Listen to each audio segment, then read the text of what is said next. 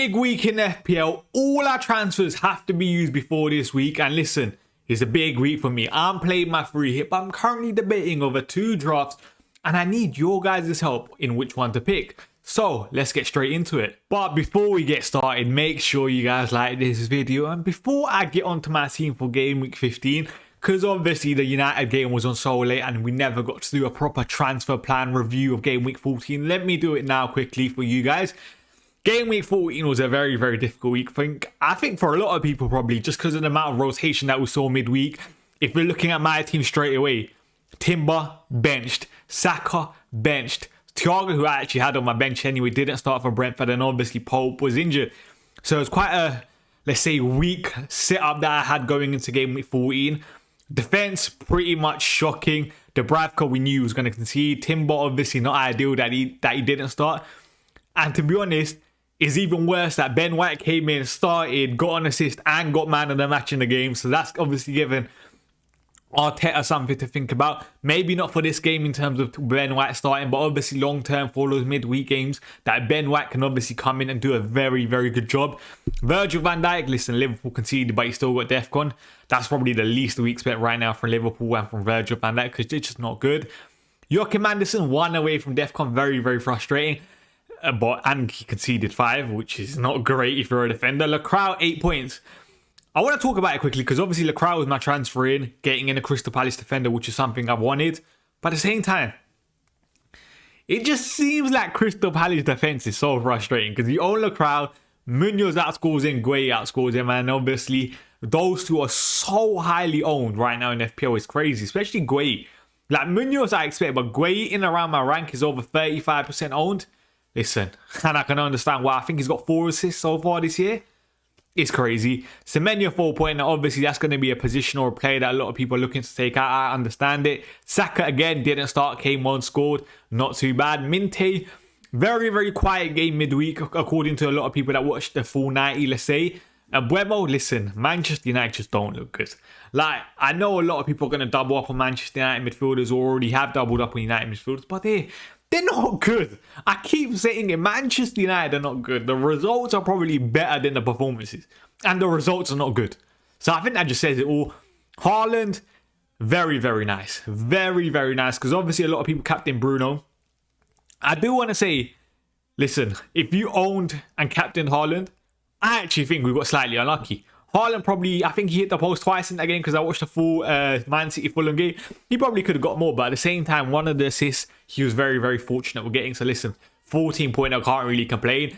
His ownership is so high. I think he was around 170% ownership again this week.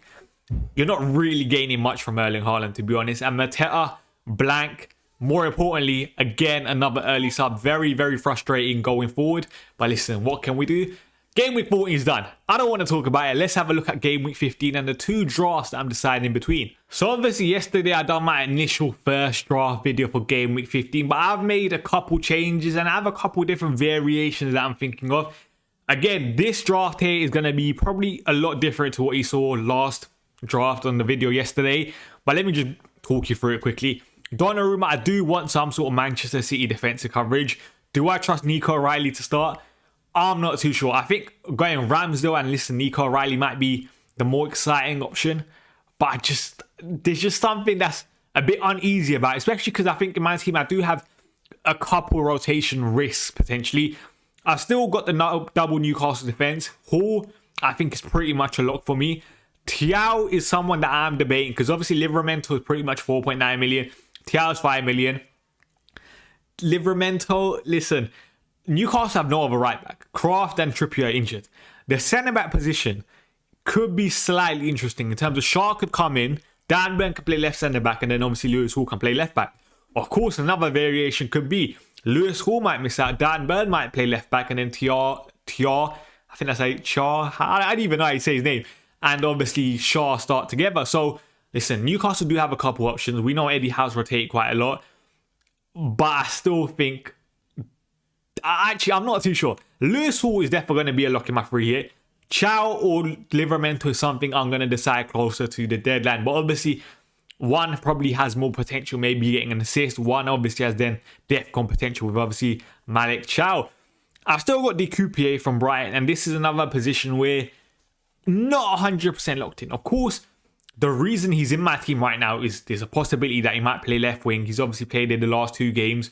Brighton against West Ham's a good fixture for clean sheet potential as well. If we're looking at clean sheet odds this week, Brighton have a, where are they? They have a 35% chance of keeping a clean sheet. So that's not too shabby. If we're looking at other defences, Manchester City, 46% chance. Obviously, I've Donnarumma, double Newcastle defence. Again, 46% chance. They're higher up in the odds in terms of keeping a clean sheet. If we're looking at Arsenal, by the way, 37% clean sheet potential, which, listen, is not too bad either. But that's how my defence is looking at for now. The midfield, like I said, Manchester United don't look great, which is why I have some doubts over this variation. But again, they are playing Wolves, who are the worst side in the Premier League right now. So there is the potential that, for example, Manchester United could haul. But at the same time, United just don't look good. They don't score a lot of goals. They don't create clear-cut chances. Almiron's not a good manager. Manchester United are not a good side. But at the same time, they do have that bit of individual quality that these players can go get hauls. Again, Cunha is someone that I know is low-owned in terms of Cunha, Fernandes and Wemo. But at the same time, against his former club, I just want him. The storyline's there. I just think he will return. Like, I don't know. I think he'll either return or get sent off. I think he's just that sort of character. So he's in. Bruno Fernandes is an interesting one because now a lot of people obviously captained him in game week 14. He got the FCON. He didn't get an attacking return. But I feel like a lot of stuff went through him in the United game against West Ham, which it normally does. I do think Bruno Fernandes is an interesting one because he got 4 points yesterday. If he scored a penalty, which, listen, United could obviously get in any sort of game because of the 1v1 plays that they have, Bruno Fernandes all of a sudden gets 10 points, gets another 3 for DEFCON, bonus. He's on 13 points. And then obviously with 1 return, he's only away from Haaland by 1 point and Haaland got 3 returns. So the ceiling with Bruno Fernandes could very, very easily be reached. He obviously has the floor. But at the same time, I just don't trust Manchester United, which is why I don't really want to double up on them. I just want to spread my odds a bit more.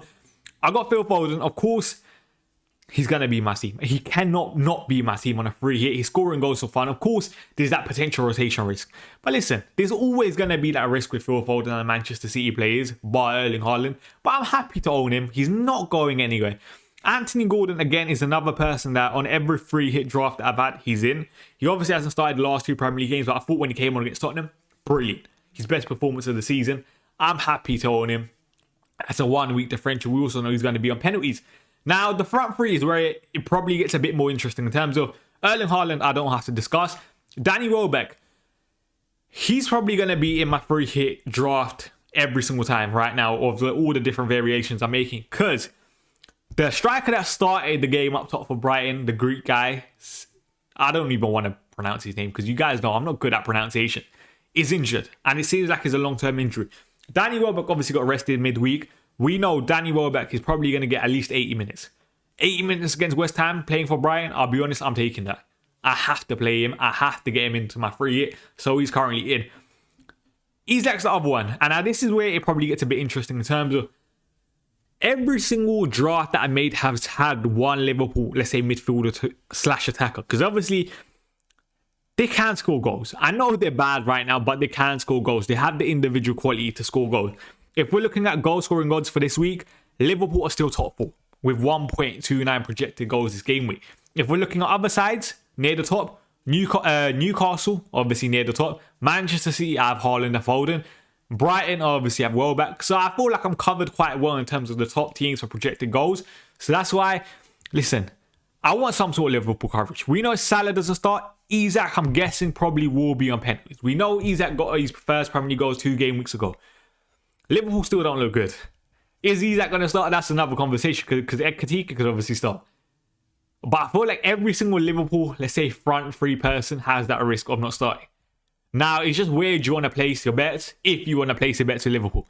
So this draft currently has Isak in this sort of setup. Obviously, to get Isak, I'm about to sacrifice someone like Salah, for example. But that's how this draft is looking like. I'm not 100% sold on it. No, but I feel like I've talked through everything in terms of the areas that I'm struggling in. This is draft number 2. Now, the backline is completely the same. The midfield is where it's a bit different. Because this draft obviously has Mo Salah if I want a Liverpool player. The reason I might go towards, let's say, this draft variation is, first of all, do I feel like I'm sacrificing a lot having Salah and Haaland? The answer to that question is no. Because realistically, the people that I'm sacrificing for Salah are, in this case, Isaac, but then I'm covering Liverpool with obviously Mo Salah. And then obviously I'm not having Bruno Fernandes. But is Bruno Fernandes a good FPL asset? Yeah, he's fine. But at the same time, could you see Salah outscoring Bruno Fernandes? Yes. And I already have one Manchester United asset in Cunha. Manchester United and Liverpool are both not good. So why not spread your odds a bit more and not double up on any other sort of sides? And where I do double up in this case is the Brighton attack with obviously bringing in Minte. Again, it's not a bad move. Like I said, with goal scoring odds, Brighton a third. So having a double Brighton, let's say, attacking combination of Minte and Welbeck, it's not a horrible idea. So that's how, like, this is still probably my favourite draft. Having Salah, the midfield is pretty much the same, but obviously having Minte. The front two stays the same with Haaland and Welbeck. I'm probably leaning towards this. The only risk could obviously be the Coupe might not start, but obviously I still have the money to get Van Hecke, who I think is a bit more safer. Obviously has DEFCON potential, which we all like, but at the same time, I feel like the upside is there on a free hit to target the Coupe. But if there's any murmurs around the Brighton camp that he might not start, I'm fine with that. And I'll bring in Van Hecke. But I said this on the previous video yesterday, the reason why I don't want to go with Van Hecke, and this is going to sound so silly potentially, is that he scored 2 goals in Game Week 14. The chances that he scores again in Game Week 15 are probably really low, considering he's a centre-back. So why not just go hedge your bets elsewhere kind of thing? And that's why I think Coupe is such a fun pick. But anyway, I want to say one more thing as well. With this draft, I obviously could go Salah to Saka, which is probably something that a lot of people will probably be screaming at in the comments. But at the same time, like I said, Saka against Aston Villa, I think, will be a very, very difficult fixture. I think Unai Emery, early kickoff, 12:30, against his former club, Unai Emery, you just know he has a point to prove, which is why I really, really want to avoid that game. But obviously, if I do bring in, let's say, Salah to Saka, I probably would upgrade Cunha to Bruno, just because I think Bruno has a higher floor. Let me know if you think that variation is better. But for now, I'm probably leaning towards this. Of course, it could all change towards the deadline. You guys know it's currently 5:06 at the time of recording this on a Friday. I am telling you, all night I'm probably going to be making different variations of a free hit, which I've been doing anyway. And hopefully, Game Week 15 goes well for me. And hopefully it goes well for you guys. But anyway, listen, remember guys, all your transfers are going to go after this week. Or you're going to be topped up to 5. So make sure you use all your transfers this week. If you want, have a couple 1 week, let's say, fun punts, differentials. An Anthony Gordon, for example. Or maybe you might want to fancy Danny Welbeck for 1 week. Make sure you guys do it. And anyway, let's hope we can get green arrows this week. And make sure you guys like this video as well.